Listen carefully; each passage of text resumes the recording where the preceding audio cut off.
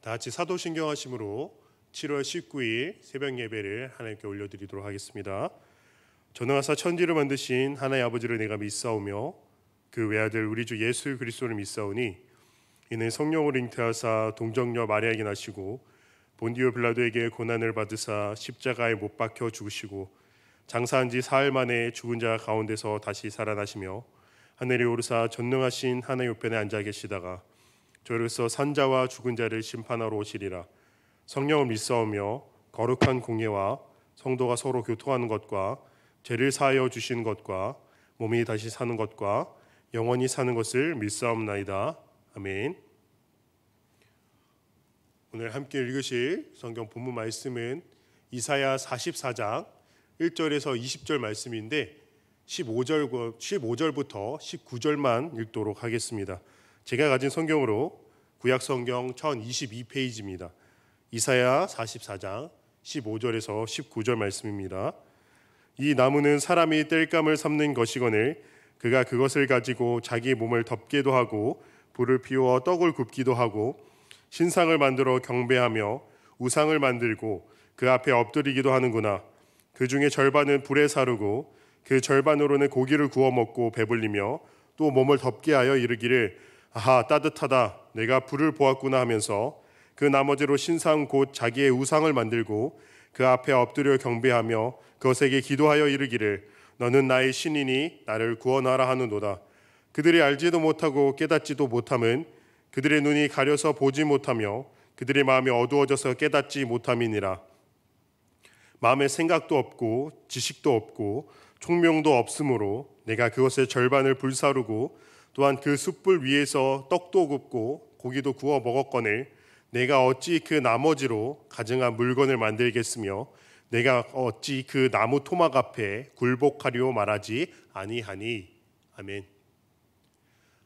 많은 어린아이들에게 산타는 실존의 인물처럼 여겨집니다. 산타는 아이들로 하여금 착한 일을 하게 하기도 하고 울던 울음을 그치게도 하는 마법을 부리곤 합니다. 허구인 산타가 어린아이들에게 이런 영향력을 미칠 수 있는 이유는 아이들이 산타의 존재를 진심으로 믿기 때문일 것입니다. 아이들이 산타를 믿게 되는 배경에는 어른들의 역할이 있었습니다. 그들은 아이들에게 주기적으로 산타가 진짜로 있음을 이야기하였고 크리스마스 날에는 자고 일어나면 을의 선물 주머니에 선물이 들어있곤 하였습니다. 그런 일련의 일들이 있고 나니 아이들은 산타가 실제로 있구나 하며 믿게 되었고 허구가 실제가 되어 아이들로 하여금 영향력을 미치게 된 것입니다. 신앙의 종류에는 이처럼 다른 이들의 말과 자신이 처해져 있는 상황으로 인하여 그 사람으로 하여금 눈을 가리게 하고 귀를 막게 만드는 경우가 있습니다.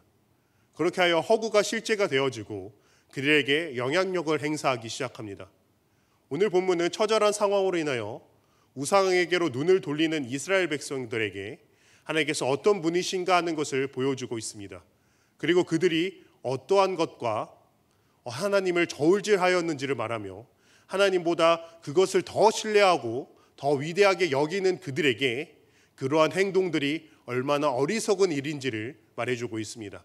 먼저 본문의 상황을 말씀드리자면 이스라엘 백성들의 불순종과 우상 숭배가 너무나도 극심해서 그 죄가 도저히 감당할 수 없을 만큼 그 땅에 가득하였습니다.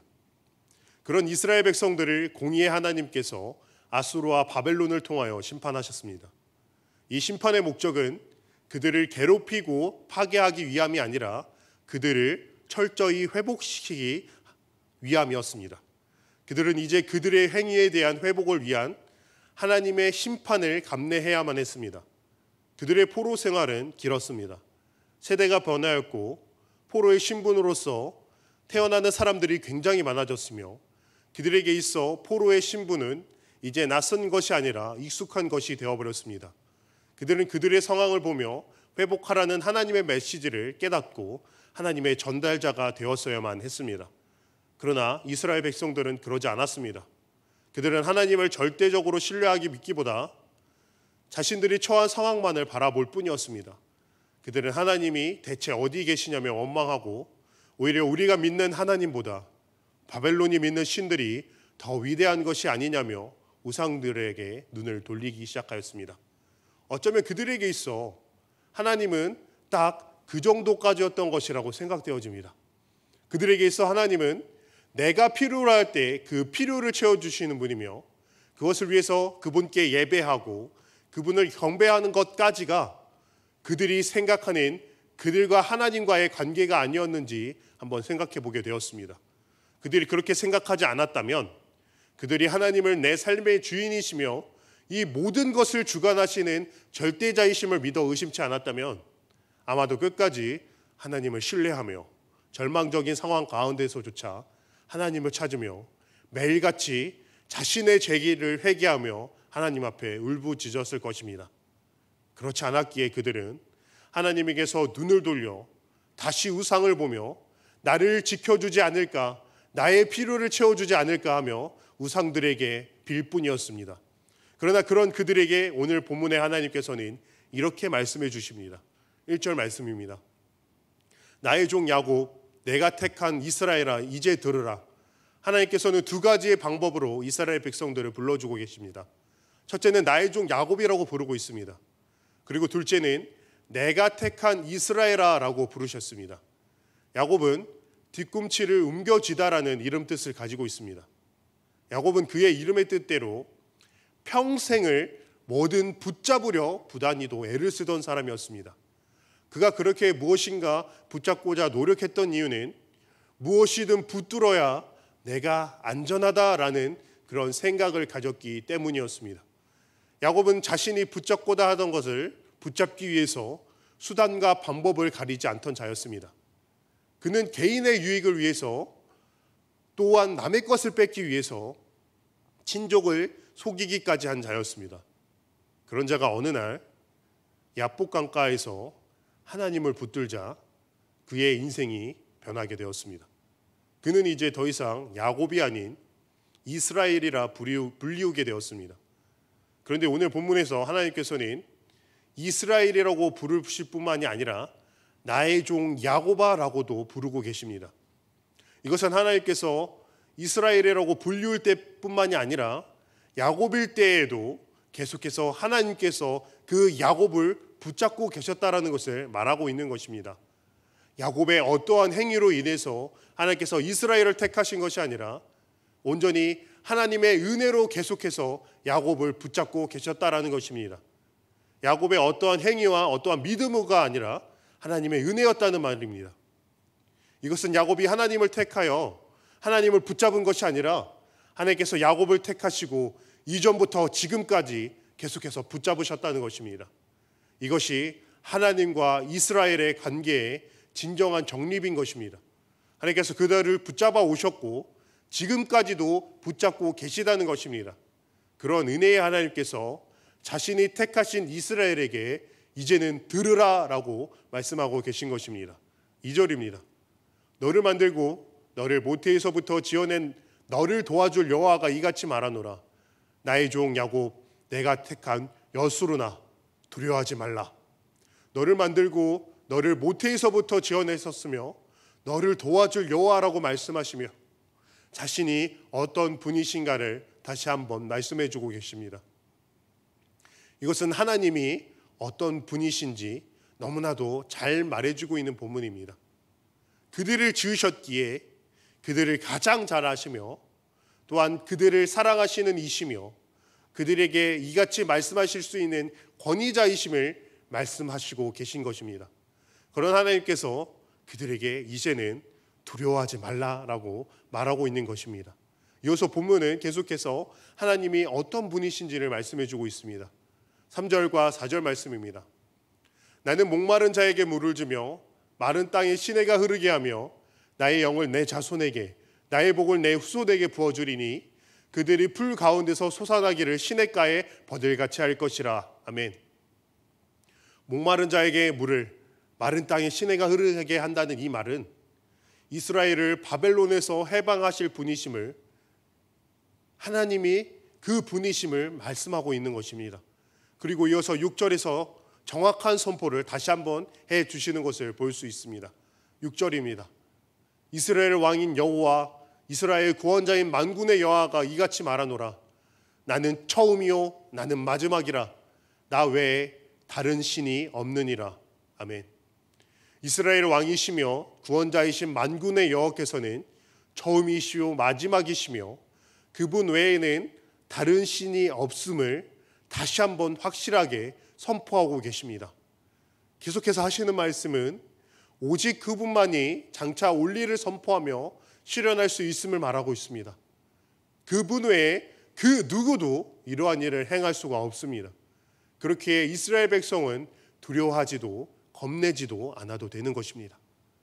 하나님 외에 다른 신은 없으며 하나님만이 반석이심을 다시금 말씀해 주시며 이스라엘 백성들에게 하나님이 어떤 분이시며 이스라엘이 그런 하나님의 종이며 택함받은 자들임을 다시 한번 확신시켜 주시고 계신 말씀인 것입니다.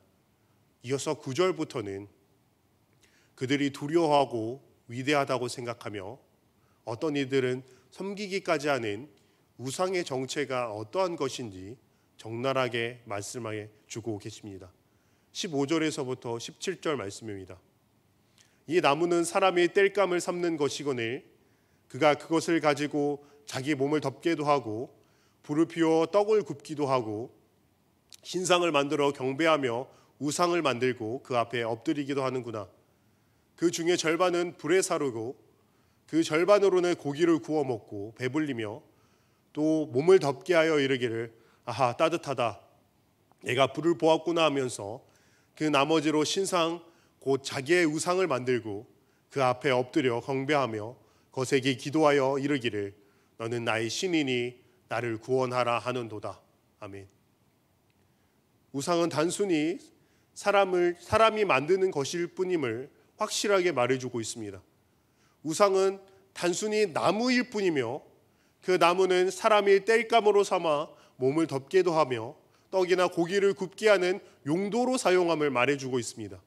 그리고 그렇게 쓰고 남은 것들로 우상을 만들어 그 앞에 엎드려 경배하며 그곳에게 기도하는 것, 너가 나의 신이니 나를 구원하라고 말하는 것이 그 사실이 얼마나 우스운 일인가를 다시 한번 말씀해 주고 있는 것입니다. 18절 19절에서는 이렇게 우스운 일을 행하는 이유에 대해서 말해주고 있습니다. 그들이 알지도 못하고 깨닫지도 못함은 그들의 눈이 가리워서 보지 못하며 그들의 마음이 어두워져서 깨닫지 못함이니라. 마음에 생각도 없고 지식도 없고 총명도 없으므로 내가 그것의 절반을 불사르고 또한 그 숯불 위에서 떡도 굽고 고기도 구워 먹었거늘 내가 어찌 그 나머지로 가증한 물건을 만들겠으며 내가 어찌 그 나무 토막 앞에 굴복하리오 말하지 아니하니. 아멘. 그들이 알지도 못하고 깨닫지도 못하는 이유는 그들의 눈이 가려서 보지 못하며 그들의 마음이 어두워져서 깨닫지 못하기 때문임을 말하고 있습니다. 그들이 마음에 생각도 없고 지식도 없고 총명도 없어서 나무로 숯불을 만들어 떡도 굽고 고기도 구워 먹어 놓고서는 내가 어찌 그 나머지로 가증한 물건을 만들겠습니까? 내가 어찌 그 나무 토막 앞에 굴복하겠습니까? 하고 말하는 이가 없다고 말하고 있습니다.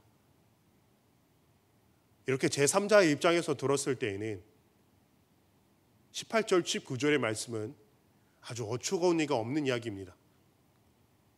그런데 우리가 제3자가 아닌 그 상황에 있다고 생각한다면 이야기가 달라질 것입니다. 우리 또한 이러한 일을 하고 있지는 않은지 생각해 보아야 할 것입니다. 마치 아이들이 허구인 산타를 주변의 상황과 사람들의 거짓된 말로 인하여 그것을 진짜로 믿는 것처럼 경외해야 할 대상을 경외하지 않고 두려워할 대상을 두려워하지 않으며 온 신경을 몰두해야 할 곳에 몰두하지 않은 채 영원하지 않을 것을 영원한 것처럼 그것에 온 신경을 몰두하면서 살아가는 것이 우리의 모습인지는 아는지 한번 점검해 보아야 할 것입니다. 만약 우리가 그렇게 살아왔다면 그것이 무엇이든지 간에 그 대상이 하나님이 아니라면 우리는 오늘 말씀을 한번 생각해 보아야 할 것입니다. 저와 여러분이 믿는 하나님이 어떠한 분이신지, 내 자신이 온 신경을 몰두하던 그 대상은 어떠한 가치가 있는지, 내가 무엇과 하나님을 저울질하며 살아왔는지를 반드시 생각해 보아야 할 것입니다. 우리가 숲 안에 있을 때에는 그 숲이 얼마나 큰지를 알 수가 없습니다. 그 숲에서 멀리 떨어져 그 숲을 바라보아야 그 숲이 얼마나 큰지 또 어떤 모양을 하고 있는지 알 수가 있는 것입니다. 우리가 세상 안에서 세상에 젖어 있을 때에는 이 세상에 어떠한 것이 문제인지 어떠한 것이 죄악인지를 좀처럼 분별해내기가 어렵습니다. 우리가 하나님의 말씀으로 그곳에서 벗어나 먼 곳에서 바라볼 때에 그것이 문제인지 그것이 죄악인지 분별해낼 수 있는 것입니다. 사랑하는 여러분, 그 어떤 것도 하나님과 저울질할 수 없습니다. 하나님만이 절대 가치이며 우리의 희망이며 소망임을 다시 생각하며 오늘도 하나님의 말씀 안에서 세상에 가치와는 다른 가치를 가지고 살아가는 저와 여러분이 되시기를 진심으로 소망합니다. 기도하겠습니다. 하나님 아버지, 은혜와 사랑에 감사합니다. 오늘도 하나님 아버지께 예배드리게 하심에 너무나도 감사합니다. 습관적으로 드리는 예배 가운데에서 때로 우리는 하나님께서 예배 받으시기에 합당하신 분이시라는 것을, 그리고 하나님께 예배 드릴 수 있다는 것이 얼마나 영광스럽고 감사한 일인지를 잊고 살아가는 것 같습니다. 하나님 아버지, 우리가 만약 이러한 사실을 잊고 살아간다면 그것이 얼마나 불쌍한 인생인지요. 하나님을 찬양하기 위해, 하나님께 예배드리기 위해 창조되어진 우리가 그 창조 목적을 잊고 살아간다면 그것이 얼마나 불행한 인생입니까? 하나님 아버지, 우리가 우리의 인생길 가운데에서 경외해야 할 대상을 경외하고 두려워할 대상을 두려워하게 하여 주시옵소서. 우리의 인생의 그 어떠한 가치도 하나님과 저울질할 수 없다는 그 진리를 우리가 진정으로 깨닫게 하여 주시옵소서. 하나님만 경외하며 하나님만 두려워하며 나아가는 주님의 자녀들이 다 되게 하여 주시옵소서. 그러나 우리는 연약합니다. 말씀을 듣고도 눈이 어둡고 귀가 어두워 그 말씀을 깨닫지 못합니다. 지식으로는 그 내용을 이해하였으나 그것을 진정으로 깨닫지는 못합니다. 그래서 우리의 삶 속에서 그 말씀이 드러나지 못하는 삶을 살아가기만 합니다. 하나님, 부디 성령님의 도우심으로 우리의 삶 가운데서 하나님의 말씀이 드러나지는 그런 은혜의 삶을 살게 하여 주시옵소서. 이 모든 말 예수님의 이름으로 감사 기도 드리옵나이다. 아멘.